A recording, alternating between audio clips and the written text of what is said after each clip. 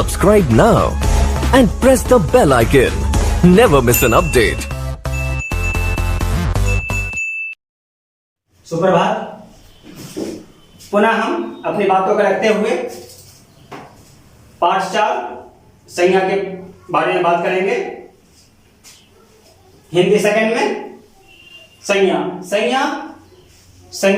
क्या?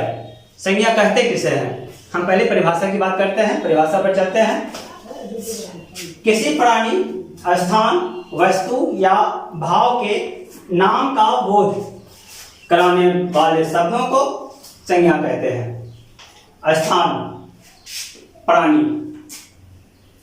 प्राणी, स्थान, वस्तु या भाव उदासी, खुशी, प्रसन्नता, जीत, हार।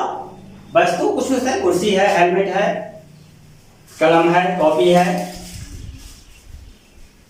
मेज है, टेबल है, छत है, श्यामपट है, कुछ भी हो सकता है। स्थान मधुबनी है, बिहार भी है, एक राज्य का नाम है। प्राणी, हम लोग तो प्राणी ही हैं। एक तो सामाजिक प्राणी होते हैं, हम लोग सामाजिक प्राणी हैं, समाज में रहते हैं और समाज के जितने भी क्रियाकलाप हैं उसके तहत अपना जीवन निर्वाह करते हैं। अच्छे बुरे की पहचान होती है, नए पुराने चीजों की जानकारी मिलती है। किसी भी प्राणी के बारे में अगर उसकी जानकारी प्राप्त करते हैं तो उनके हाव भाव, उनकी जो कैटेरिया होती है वो हमारे पहले मानस पटल पर आ जाती है कि हम किसका जिक्र कर रहे हैं। वह प्राणी कोई भी हो, हमारे देश के प्रधानमंत्री हो या हमारे गांव मोहल्ला का एक छोटा सा किसान हो, वह प्राणी के अंतर्गत ही आते हैं। स्थान बहुत पुरानी जगह का नाम है, स्थान है। दिल्ली का लाल किला भी आपने सुना होगा। बहुत ऐसे बच्चे हैं जिन्होंने देखा भी होगा। और गांव घर में एक छोटी सी मंदिर होती है, उस मंदिर का भी जिक्र होता है, वस्तु भी होता है और भाव की बात भी करते हैं। तो संज्ञा की परिभाषा हम इन शब्दों में दे सकते हैं। किसी प्राणी, स्थान, वस्तु या भाव के नाम का बोध कराने वाले शब्दों को संज्ञा कहते हैं। संज्ञा के भेद का हम जिक्र करते हैं। अभी हम 3 ही भेदों का जिक्र करेंगे, आगे बढ़ेंगे उसमें हम 2 भेद और जोड़ देंगे। पहले 3 भेद की बात करते हैं हम लोग। व्यक्तिवाचक संज्ञा, व्यक्तिवाचक परिभाषा पर पहले नजर डाल लेते हैं। किसी विशेष प्राणी, वस्तु या स्थान के नाम का बोध कराने वाले शब्दों को व्यक्तिवाचक संज्ञा कहते हैं। अब अगर इस पर आ जाते हैं आप, तो किसी विशेष प्राणी, विशेष जो अपना विशेष अर्थ प्रकट करता है, अपना अर्थ रखता है, वो वस्तु या स्थान के नाम का, स्थान भी, वस्तु भी और प्राणी, विशेष प्राणी तो बहुत होते हैं। विशेष जो खास मुकाम हासिल करते हैं, कोई आईएएस बन जाते हैं, कोई आईपीएस बन जाते हैं, कोई प्रधानमंत्री बन जाते हैं, कोई मुख्यमंत्री बन जाते हैं, कोई पढ़ लिख के गांव में किसान बन जाते हैं, कोई छोटी सी दुकान खोल लेते हैं। तो ये उनकी अपनी क्रियाकलाप के अंतर्गत आता है। हमने कौन सा काम किया है, हम कौन हैं, हम क्या हैं, ये प्राणी के अंतर्गत ही आता है। वस्तु, स्थान, वस्तु तो बहुत है। जो भी चीज हम देखते हैं अगल बगल में, वस्तु के अंतर्गत ही आता है। हम विद्यालय जाते हैं, विद्यालय में पढ़ते हैं, ढेर सारी सामान यत्र तत्र दिखाई देता है, वह वस्तु के अंतर्गत ही आता है। हम कहीं घूमने जाते हैं अपने माता पिता के साथ, कोई स्थान जाते हैं, देव स्थान जाते हैं, हमारे जो मुस्लिम भाई हैं ईदगाह जाते हैं, मस्जिद में जाते हैं तो आप अपने माता पिता के साथ उन स्थानों को देखने जाते हैं जहां उन्होंने नहीं गया होगा। हम दिल्ली नहीं गए हैं, हम दिल्ली देखना चाहते हैं, हम दिल्ली जाएंगे तो हम उनके स्थानों को देखेंगे। वहाँ लाल किला देखेंगे, वहाँ की सड़कें कैसी है, उनकी बनावट कैसी है, वहाँ पेड़ पौधे कैसे हैं, इनकी जिक्र भी करेंगे हम लोग। किसी विशेष प्राणी कैसे होते हैं? वह अपने गुण से होते हैं और गुण की पहचान वे स्वयं नहीं करते हैं। हमें क्या गुण है या हमारे पास क्या गुण है, इनकी पहचान आप बखूबी कर सकते हैं। हमें अवगुण क्या है, उनकी भी पहचान आप स्वयं कर सकते हैं। मैं कैसे बात करता हूँ, बोलने का तरीका क्या है, मैं किस ढंग से आपके साथ व्यवहार कर रहा हूँ, ये सब व्यक्ति पर निर्भर करता है, उनकी खास व्यक्तित्व पर निर्भर करती है।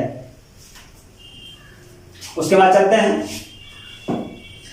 परिभाषा में बता दिए हैं किसी विशेष प्राणी, वस्तु या स्थान के नाम का बोध कराने वाले शब्दों को व्यक्तिवाचक संज्ञा कहते हैं। सूर्य, पृथ्वी नाम से ही अपना स्थान बरकरार रखे हुए हैं। सूर्य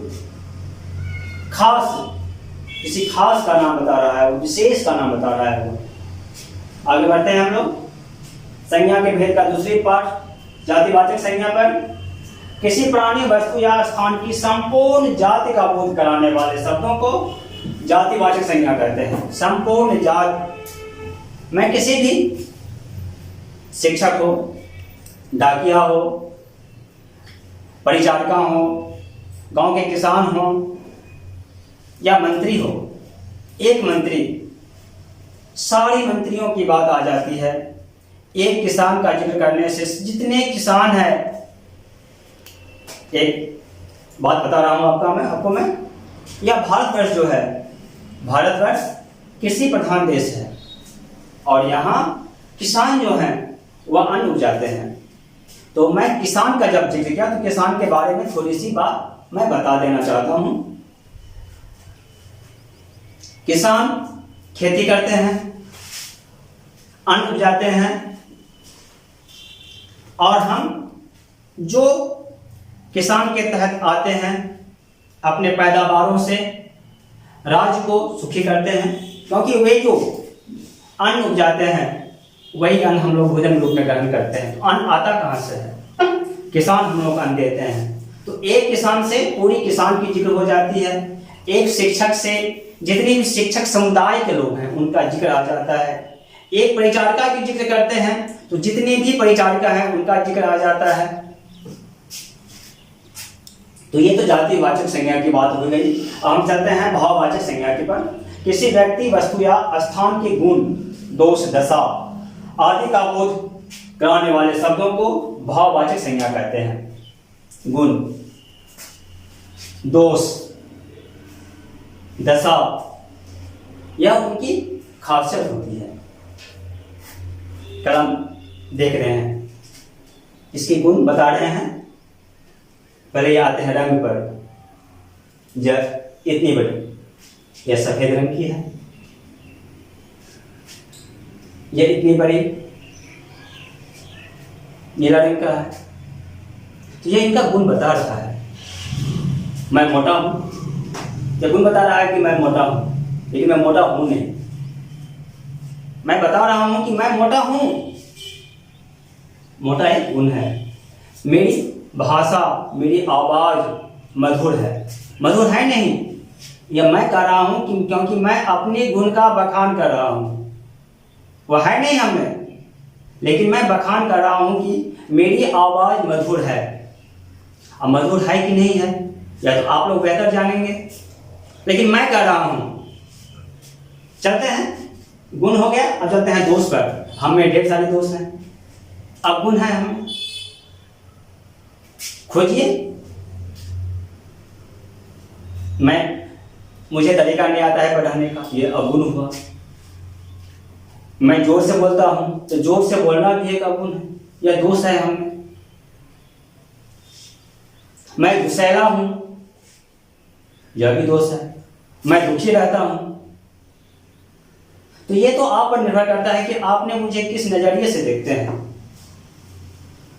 देखने पर भी निर्भर करता है कि हम आपको कैसे दिखाई दे रहे हैं। दोष, दशा, कोई ज़्यादा गरीब है, दीनहीन है, बुढ़ापा का भी है, तो ये उन पर निर्भर करता है। तो भाव संज्ञा की परिभाषा में चलते हैं, किसी व्यक्ति, वस्तु या स्थान के गुण, दोष, दशा आदि का जिक्र कराता है। बोध कराने वाले शब्दों को भाववाचक संज्ञा कहते हैं। संज्ञा के भेदों का जिक्र करते हुए पहले 3 भेद का हमने बात की थी, और फिर 2 भेद, जो संज्ञा के 2 अन्य भेद भी हैं जो निम्नांकित है, मैंने श्याम पट पर इंकित कर दिया है। अगर हो सके तो जो भी मैं पढ़ाया, जो भी मैं बताया आपको, उसे अगर आप बोर्ड पर से, ब्लैक बोर्ड श्याम पट पर से उतार लेंगे और अपने कॉपी में ढंग से लिख लेंगे, तो ये आपका एक फेयर कॉपी तैयार हो जाएगा। द्रव्यवाचक संज्ञा, किसी धातु, द्रव्य, पदार्थ आदि का बोध कराने वाले शब्दों को द्रव्यवाचक संज्ञा कहते हैं। दूध, पानी, घी, शरबत आपने पिया भी होगा। आपके यहाँ कोई आगंतुक, मेहमान, अतिथि भी कहते हैं उनको, आते हैं तो पहले तो शरबत बनाते थे, चीनी, नींबू का पानी में मिला करके उसको देते थे। आज तो समय बदल गया है। आज मैं जहाँ से यह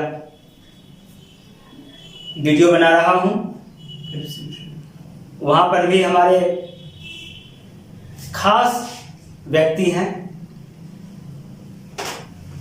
उनका मैं सम्मान करता हूँ, आदर करता हूँ, प्रशंसनीय है मेरे लिए, सम्मानित है मेरे लिए, सम्मानीय है मेरे लिए।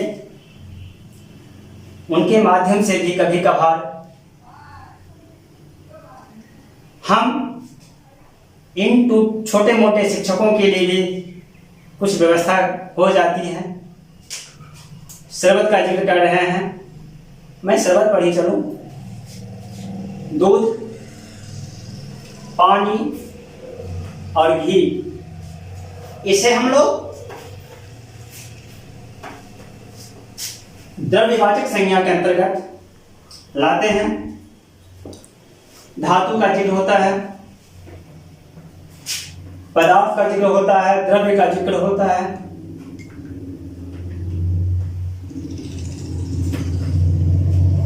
एक ऐसी वस्तु,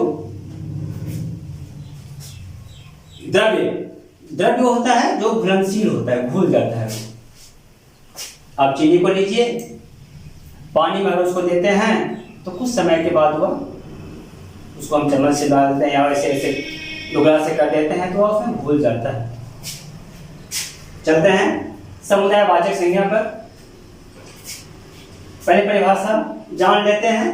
किसी प्राणी, वस्तु आदि के समूह या समुदाय का बोध कराने वाले शब्दों को समुदायवाचक संज्ञा कहते हैं। समुदाय, यह पढ़ने से ही आ जाता है कि समूह का बोध होता है, समुदाय का बोध होता है। वह जाति का समुदाय हो, कोई सेना का समूह हो, या आपके वर्ग भवन का जो बच्चे हैं बैठे हैं वो छात्र का समूह हो, या शिक्षकों का समूह हो, 10 शिक्षक रहते हैं। आप वर्ग में पढ़ रहे हों, 40 बच्चे बैठे हुए हैं, वो हमारे छात्रों का समूह हुआ। आप सेना का बात सेना को देखे होंगे, समूह में निकलते हैं। आप अगर हाट जाते हैं, सब्जी मार्केट जाते हैं सब्जी खरीदने के लिए, समूह में भी लोग वहां रहते हैं।